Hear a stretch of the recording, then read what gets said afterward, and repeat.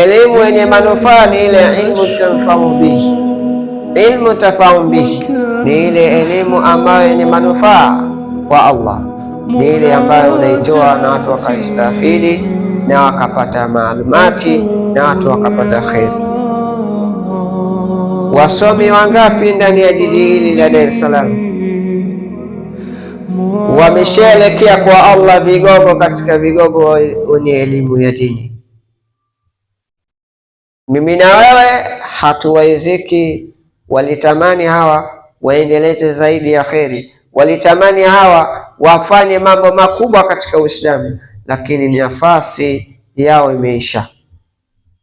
Mimi na wewe tunaendelea kupumua, mimi na wewe tunaendelea kula na kunywa na kuvaa na kujenga na kusomesha na kujipura na kujiwekea kila aina ya vipendezo katika mwili.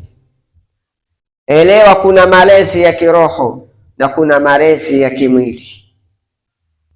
Kulipiana madeni, utaenda kwenye shughuli ya mwenzie na utaenda lipa.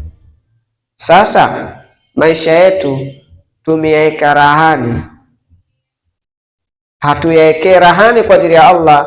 Mtu haishiwi kusema mengi katika haya. Elimu ni kitu bora. Ilmuhu rahmu, ilmuhu yarham.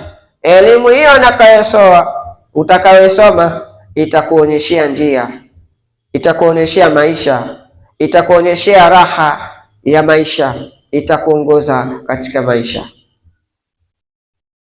Maisha yetu ni sawa mfano wa bahari, inapotulizana basi mtu hutembea katika amani. Itakapovurugika amani ya bahari, basi utatembea kwa mashaka.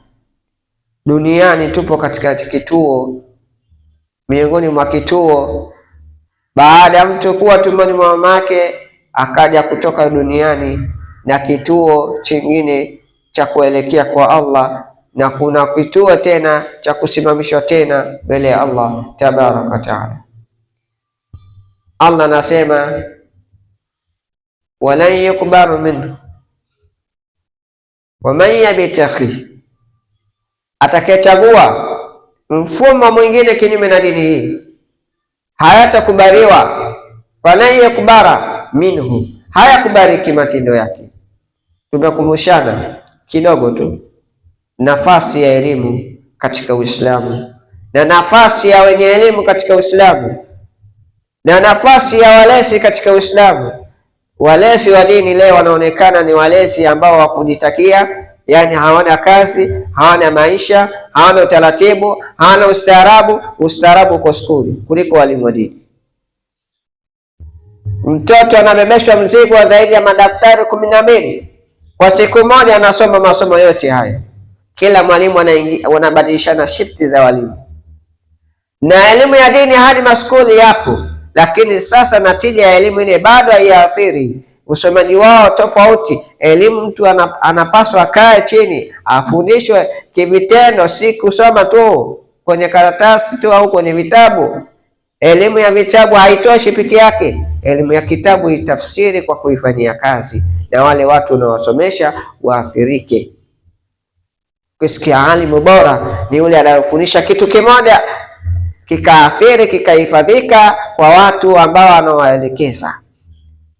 Mashekhe wengi, walimu wengi, maustadhi wengi, madarasi nyingi, lakini walimu sisi mshikamano hatuna.